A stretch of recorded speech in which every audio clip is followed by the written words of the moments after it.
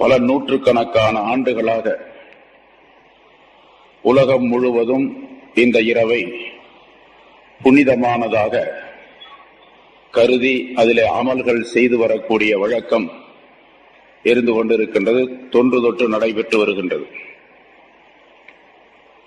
சில ஹதீசுகள் ரசூலுல்லாஹி ஸல்லல்லாஹு அலைஹி வஸல்லம் அவர்கள் கூறியதாக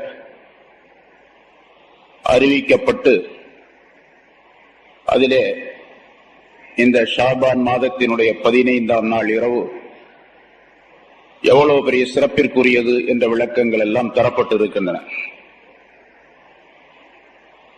ஆனாலும் சிலர் இதை மறுக்கக்கூடியவர்களும் உண்டு.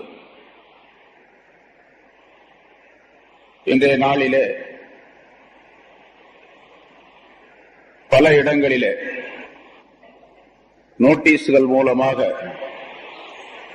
இதுவெல்லாம் பித்அத்தானது, இதை செய்யக்கூடாது, இதற்கு ஹதீஸ்களில் ஆதாரம் இல்லை, இதை செய்பவர்கள் குற்றவாளிகள் என்றெல்லாம் விளம்பரம் செய்து தங்களை விளம்பரப்படுத்திக் கொள்ளக்கூடிய ஒரு கூட்டம் இருந்து கொண்டிருக்கின்றது.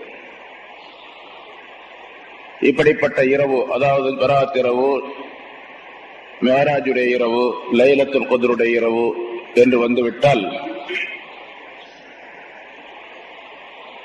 இங்கே வந்திருக்கக்கூடியவர்களை போன்று உள்ளவர்களுக்கெல்லாம் ஒரு விதமான மகிழ்ச்சி.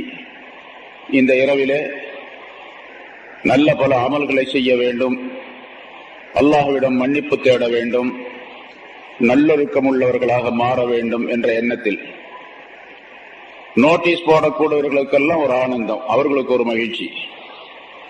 இந்த இரவை எப்படியாவது கெடுத்து விட வேண்டும், யாரையும் பள்ளிவாசலுக்கு வர சொல்லக்கூடாது, மஸ்ஜிதிற்கு கூட்டங்கள் போகக்கூடாது, மஸ்ஜிதில் அப்படியே போனாலும் கூட எவ்வளவு சீக்கிரமாக மஸ்ஜிதிலிருந்து வெளியேறிவிட முடியுமோ அவ்வளவு சீக்கிரமாக மக்களை எல்லாம் வெளியேற்றிவிட வேண்டும், அதற்காக முயற்சி செய்து கொண்டிருக்கின்றார்கள் ஒரு கூட்டம்.